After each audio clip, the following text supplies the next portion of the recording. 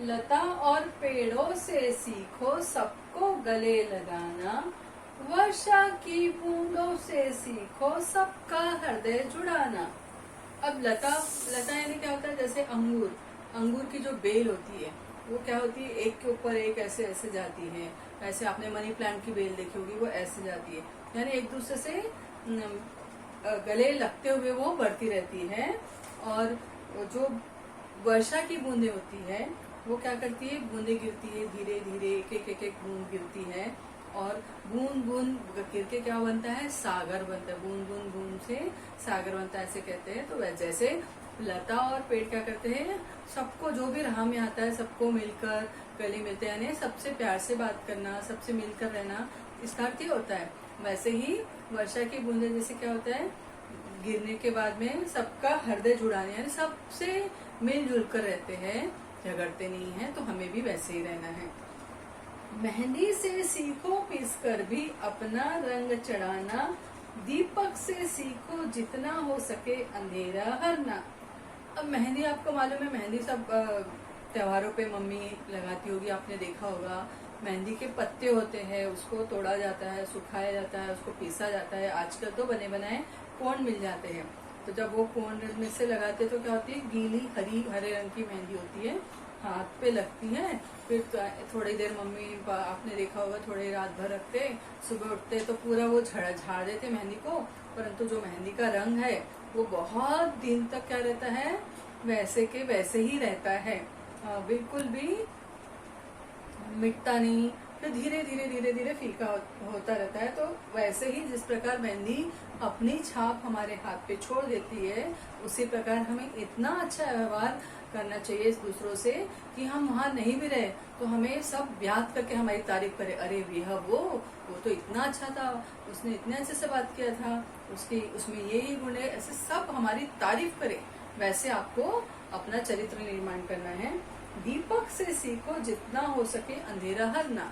दीपक, एक पूरे घर में कमरे में अंधेरा है और एक छोटा सा दीपक हमने दिया जला दिया, तो वो छोटे से दिए से पूरे घर रूम के कमरे की क्या है, रोशनी के कारण पूरा अंधेरा छुप जाता है। यानी इतना सा छोटा सा दिया जब पूरे कमरे को रोशनी कर सकता है, तो हमें भी क्या करना है, अपने गुणों से, अपने चरित्र से, बहुत सारी लोगों की मदद करके, बहुत अच्छी अच्छी बातें करके क्या करना है, सब पूरी दुनिया में सबके जो अंधेरा है ना, किसी को तकलीफ है, कुछ है, कोई उदास है, उनकी मदद करके उनके जो जीवन का अंधेरा है उसको खत्म करना है। पृथ्वी से सीखो प्राणी की सच्ची सेवा करना, और धुएं से सीखो बच्चों ऊंचे ही पर चढ़ना। अब आपको पृथ्वी यानी धरती मालूम है, और प्राणी यानी हर कोई भी जीव जंतु, मनुष्य, प्राणी। और धुआं आपको मालूम है, अभी तो सबके घरों में गैस होते हैं, परंतु जब गैस नहीं होते तो सबके घर में चूल्हे जलते थे लकड़ी से या कोयला, या आपने फैक्ट्री का कभी धुआं देखा होगा। वो जब लकड़ी जलती है, कोयले जलते हैं, तो पूरा धुआं कहाँ जाता है, ऊपर आसमान में जाता है, नीचे नहीं फैलता। तो पृथ्वी कभी भी प्राणियों को ये नहीं बोलती कि मैं इतने सालों से इतने लाखों करोड़ों लोगों का बोझ ढो रही हूँ, इतने सारे लोगों ने फैक्ट्री बना ली है, इतने सारे लोगों ने बड़े बड़े बिल्डिंग बना लिए हैं, मैं अब थक गई हूँ, अब मैं कोई प्राणी को अपने ऊपर नहीं रहने दूंगी।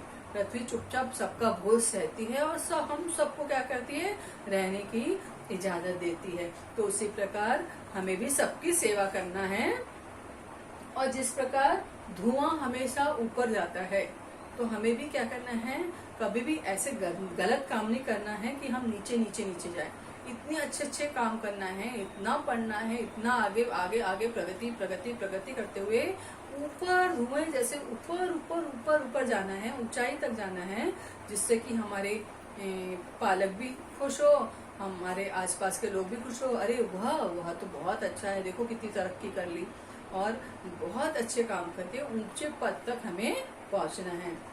जल धारा से सीखो आगे जीवन पथ में बढ़ना, सत्य पुरुष के जीवन से सीखो चरित्र निज गढ़ना। निज ने अपना, जल धारा ने जो पानी की धारा होती है वो क्या करते हैं, आगे बढ़ती रहती है। आपने कभी नदी में देखा होगा, नदी में पानी जो बहता रहता है, नदी की में जो या लहर, जो भी लहर होती है वो धारा, बड़े बड़े पत्थर आ गए, कुछ कचरा आ गया, तो वह ऐसे आती है और सीधा वो पत्थर से ऊपर करके हुए नीचे चली आती है।